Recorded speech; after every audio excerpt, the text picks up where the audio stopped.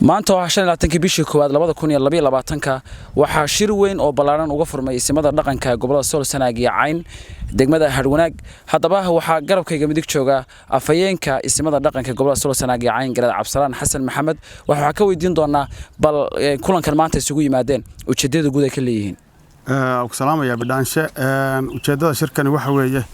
in laga wada tusado dhibaatooyinka jira marka muuqda oo ay ka mid yihiin nabadgelyadii ka dhacday nabadgelyo xumadii ka dhacday dhulka kan oo saad ogtihiin dhawaan nabadgelyo xuma ka dhacday waa la isku dilay meelaha u dhaxaysa Boocame iyo Garoowe bal nabadaas meesha marayso in la isweydiiyo iyo wixii ka soo kordhay waxa kale oo ka mid aha arrimaha abaaraad baa jira dadka in laga hadlo in adduunka loo ogeysiyo abaarahaas jira cidii wax ka qaban karta loogu baaqo waxa kale jira arrimo kale oo siyaasadeed oo soo gali kara oo maaragtay jirana way jiraan marka muurahaas weeyad ilaahay way Garad maadaama aad ka dhawaajisay in nabadii saxmeega deegaamantidooda ka dhacday hawlaheedii lagu jiro maanta waxa dhacay dhaawac mid kamid ah gaadiidleyda halkan oo gaari lagu dhaawacay ama qof kamid lagu dhaawacay arimahaasi ma la dhihi karaa qodobadii maantidooda lagu heshiiyay halka lagu heshiiyay way jabiyeen wallahi aad baan uga xunahay dhibkaas inta anagu hadda shirka ku jirnay halkan baan loo soo sheegay in la dhaawacay halka lagu dhaawacay oo dhibi dhacday wixii laga hadlayna waxay ahayd nabadaas la xidhay wixii ka dambeeyay oo dhaca oo sameeyay cidii keensata in lagu la xisaabtamo guddi baan u saarnay guddigaas ayaa maaragtay wixii quseeya inay arintani sidaa tahay in kale ayaa ku hayay laakiin anagu inta hadda halka joogno waxaan maqalay in ninkaas dhaawac yahay ilaahayna ha u boogadhayo cidii geysatay iyo sida wuxuu dhaceena waan ogaan doonaa insha Allah marka halka ka kacno 27 bisha Boocama ayaa ku balanteen shirar siyaasaddu qayb ka yihiin baad sheegteen in 27 halkaas lagu qaban doono waayahay doorashooyin baa hadda xiligan jira saameyn intee laga ku yeelan doona shirkaasi door intee laga ka qaadan doona isimada dhaqanka gobolada Sool Sanaag iyo Cayn xildhibaanada la sheegay in gaar loo xiray ama deegaanada Sool Sanaag iyo Cayn saameyn ku yeelatay doorashooyinka Soomaaliya ee hadda Puntland ka jira bilaashu saad ogtahay doorashadan waa doorasho dadban waa doorasho qabaa'ilaysan waa doorasho odayaasha dhaqanku ay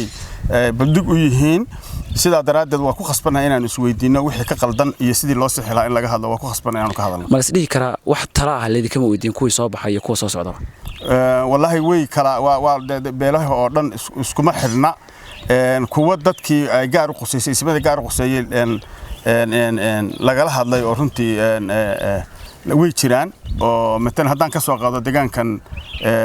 dhulbahantaha hadeerto oo saddex waxa soo baxay saddex dhimaan baa soo baxay saddexdaas waxa la oran karaa dadkii quseysay iyo ismada quseysay waa laga hadlay waa laga xidhay waxa dambana insha Allah waan ka hadli doonaa insha Allah hadii qalad dhaco dadka inta fara badan ee deegaanada Sool Sanaag aan ka soo jeedo ama qurba joog noqoto ama dadka deegaanka noqoto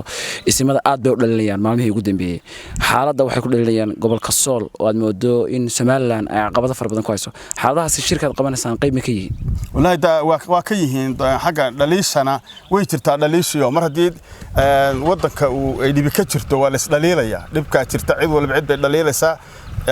isimada iyo cid kasta iyo cid kasta oo kule ama wax ka qaban karta dhaliil way waa la dhaliilayaa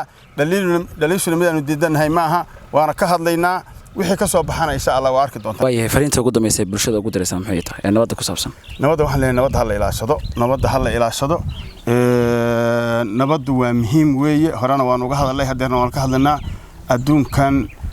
casriga ah hadda la joogo xabad baa dhacday dad baa isdilayay iyo dhiig baa daadanaya wax macnaha ku jirtay cid ay faa'iido keenaysa ma jirto waxaan leenahay nabadda hal la qaato cid kasta ay quseysana ka shaqeyso anana waanu ka shaqeynaa cid kasta ku shaqeysan nabadda hal adkeeyo si kasta wuxuu dhacay marxad kasta lagu sugan yahay lambar 1 wadanka waxa waa nabadgelyo Maxamed Axmed Jaamac Maxamed Bidaanshe warbaahinta Bidaan Media Haruna